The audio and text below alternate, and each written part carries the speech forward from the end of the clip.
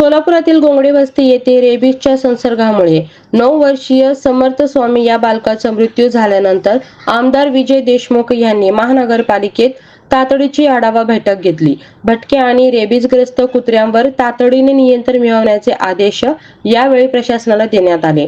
समर्थ स्वामीच्या दुर्दैवी मृत्यूच्या पार्श्वभूमीवर आमदार विजय देशमुख यांनी महापालिका आयुक्त, आरोग्य व पशुसंवर्धन विभागाच्या अधिकाऱ्यांसोबत बैठक घेत शहरातील भटक्या कुत्र्यांच्या समस्येवर कठोर उपाययोजनेचे निर्देश दिले. विशेष मोहीम राबवून भटक्या व संशयित रेबीजग्रस्त कुत्र्यांचा शोध घेणे, आवश्यक निधी उपलब्ध करून देणे व नागरिकांच्या सुरक्षेसाठी तातडीने उपाययोजना करण्याच्या सूचना देण्यात आल्या. तसेच मृत बालकाच्या कुटुंबियांना शासनाकडून जास्तीत जास्त आर्थिक मदत मिळावी आणि या प्रकरणात निष्काळजीपणा आढळल्यास संबंधितांवर कठोर कारवाई करण्यात यावी, अशी मागणी आमदार देशमुख यांनी केली आहे.